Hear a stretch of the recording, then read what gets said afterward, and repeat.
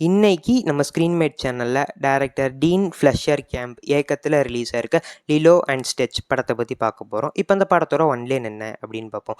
தூரத்தில் உள்ள ஒரு கேலக்சியில் ஒரு சயின்டிஸ்ட் வந்து ஒரு ரிசர்ச் பண்ணிக்கிட்டு இருக்காரு. அது ஃபெயிலியர் ஆனதுனால இவங்க எதிர்பார்த்தது உருவாகாமல் இன்னொரு கிரியேச்சர் உருவாகிறது. அது அவங்ககிட்ட இருந்து தப்பிச்சு பூமிக்கு போயிடுது. அது அங்கே போனதுனால சயின்டிஸ்ட்டும் இன்னொருத்தரையும் அங்கேருந்து இங்கே அனுப்பி வைக்கிறாங்க.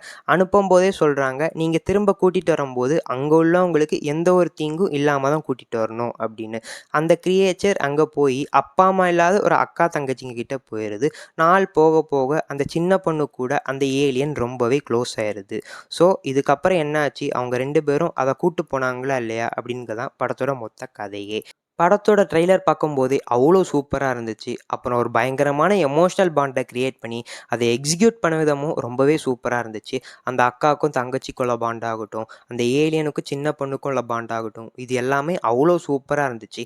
அப்புறம் படம் ஃபுல்லாகவே ஒரு எமோஷ்னல் ரைடாக தான் இருந்துச்சு. விஎஃப்எக்ஸ் ஆகட்டும், அனிமேஷன் ஆகட்டும், இது எல்லாமே அவ்வளோ சூப்பராக இருந்துச்சு.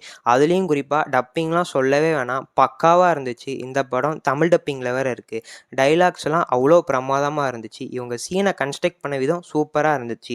இவங்க என்னதான் இதெல்லாம் நல்லா பண்ணியிருந்தாலும் அது ஒரு ஏலியன், அது கூட எப்படி இவங்க இவ்வளோ க்ளோஸாக பழகுறாங்க அப்படின்னே தெரியல.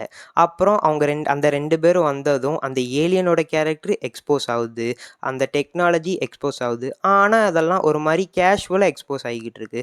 அந்த ஏலியனுக்கு உண்டான பயமே இல்லாமல் இவங்க 2 பேரும் அவ்வளோ க்ளோஸாக பழகிக்கிட்டு இருக்காங்க. அப்புறம் படத்தில் அண்டர் கவர் போலீஸ்ன்னு சொல்லிட்டு ஒரு சிஐஏ கேரக்டர் வருது. அந்த கேரக்டருக்கு அந்தளவுக்கு ரைட்டிங் இல்லை. இந்த 3 மெயின் கேரக்டர்ஸ் மட்டும் சூப்பராக எழுதி அதை படத்தில் கொண்டு வந்து பக்காவாக முடிச்சிருக்காங்க அப்படின்னு தான் சொல்லணும். இந்த படம் கண்டிப்பாக குழந்தைங்களுக்கு பிடிக்கும், ஈவன் அடல்ட்ஸ்க்கு கூட பிடிக்க வாய்ப்பு இருக்குது. இப்போ அந்த படம் தியேட்டர்ஸில் ரிலீஸ் ஆயிருக்கு.